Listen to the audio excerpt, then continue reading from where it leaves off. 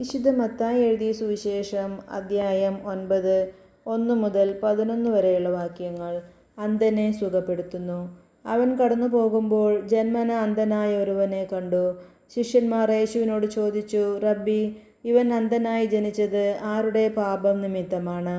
ഇവൻ്റെയോ ഇവൻ്റെ മാതാപിതാക്കന്മാരുടെയോ?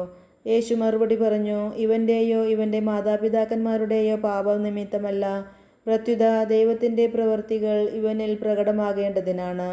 എന്നെ അയച്ചവൻ്റെ പ്രവൃത്തികൾ പകലായിരിക്കുവോളം നാം ചെയ്യേണ്ടിയിരിക്കുന്നു. ആർക്കും ജോലി ചെയ്യാൻ കഴിയാത്ത രാത്രി വരുന്നു. ലോകത്തിലായിരിക്കുമ്പോൾ ഞാൻ ലോകത്തിൻ്റെ പ്രകാശമാണ്.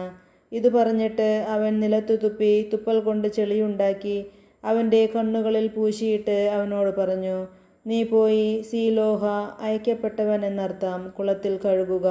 അവൻ പോയി കഴുകി കാഴ്ചയുള്ളവനായി തിരിച്ചു വന്നു. അയൽക്കാരും അവനു മുമ്പ് യാചകനായി കണ്ടിട്ടുള്ളവരും പറഞ്ഞു, ഇവൻ തന്നെയല്ലേ അവിടെ ഇരുന്ന് ഭിക്ഷ യാചിച്ചിരുന്നവൻ? ചിലർ പറഞ്ഞു, ഇവൻ തന്നെ. മറ്റു ചിലർ പറഞ്ഞു, അല്ല, ഇവൻ അവനെപ്പോലെ ഇരിക്കുന്നു എന്നേയുള്ളൂ. എന്നാൽ അവൻ പറഞ്ഞു, ഞാൻ തന്നെ. അപ്പോഴവർ അവനോട് ചോദിച്ചു, എങ്ങനെയാണ് നിന്റെ കണ്ണുകൾ തുറക്കപ്പെട്ടത്? അവൻ പറഞ്ഞു, യേശു എന്നു പേരുള്ള മനുഷ്യൻ ചെളിയുണ്ടാക്കി എൻ്റെ കണ്ണുകളിൽ പുരട്ടി, സീലോഹായിൽ പോയി കഴുകുക എന്ന് പറഞ്ഞു. ഞാൻ പോയി കഴുകി, എനിക്ക് കാഴ്ച ലഭിച്ചു. നമ്മുടെ കർത്താവായ മിശിഹായ്ക്ക് സ്തുതി.